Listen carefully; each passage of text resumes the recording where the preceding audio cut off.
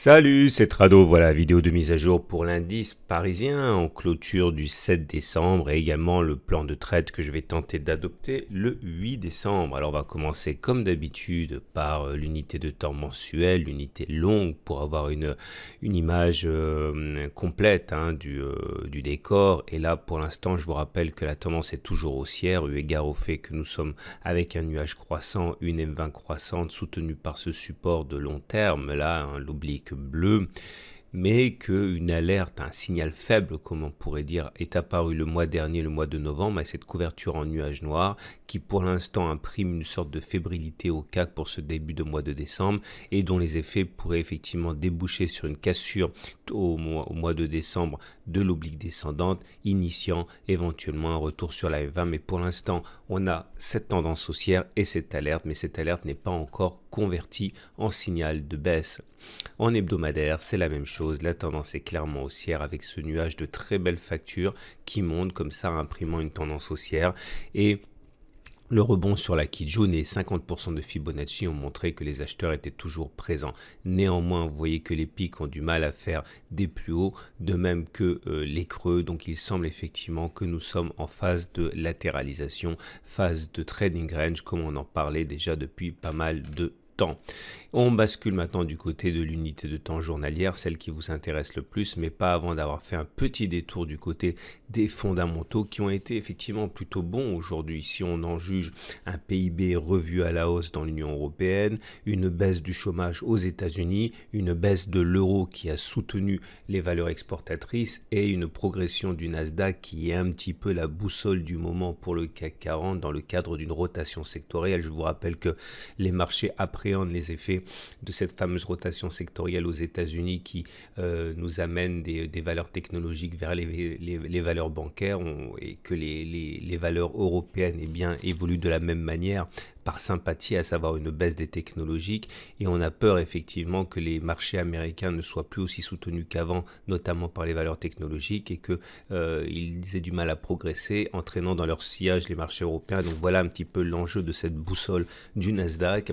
En tout cas aujourd'hui, le Nasdaq a progressé, donc le CAC 40 également a été soutenu. Néanmoins, et c'est là que maintenant l'analyse technique intervient, on voit que malgré les bonnes dispositions fondamentales, il n'y a pas eu de traduction dans les faits. Puisque techniquement on n'était vraiment pas aidé. Je vous rappelle que la tendance elle est neutre à tous les égards puisqu'on est au-dessus d'une M20 qui descend.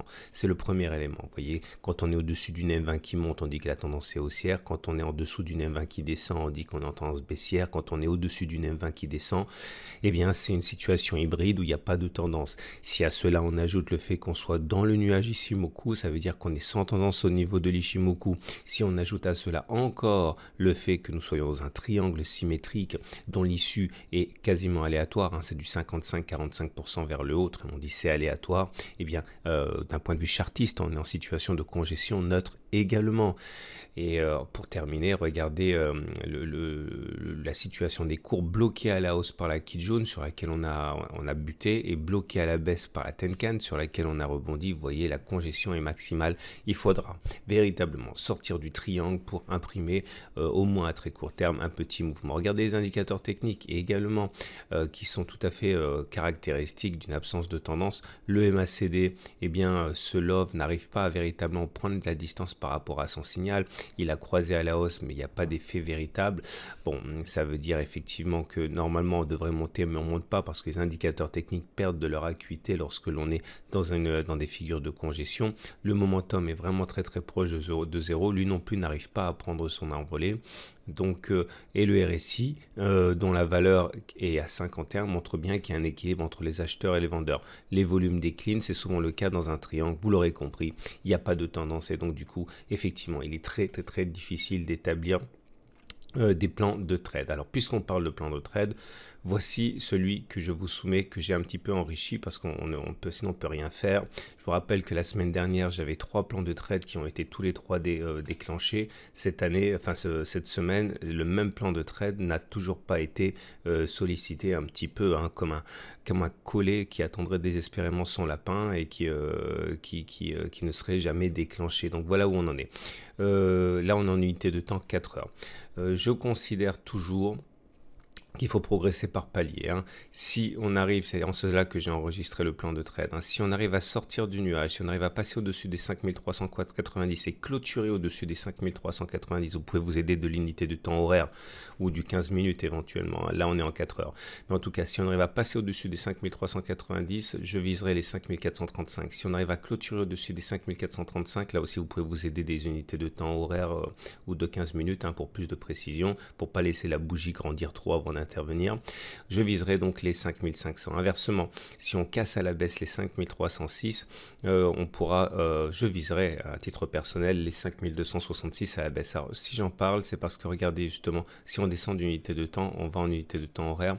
Voilà le genre de choses que l'on peut utiliser, vous voyez. Donc on peut viser, c'est le rajout que j'ai mis, hein, sur mon plan de trade, les 5423 si on arrive à clôturer au-dessus.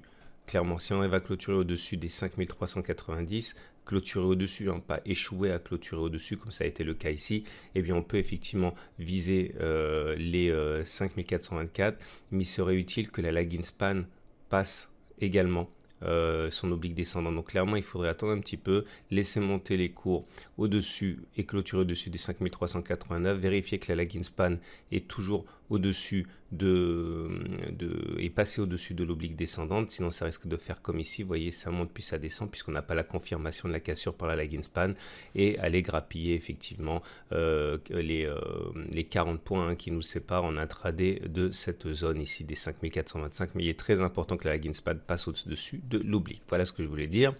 On bascule rapidement du côté des autres indices. Regardez le DAX 30 qui est en situation neutre, hein, puisqu'il est lui aussi au-dessus d'une M20 qui descend, mais également dans son nuage.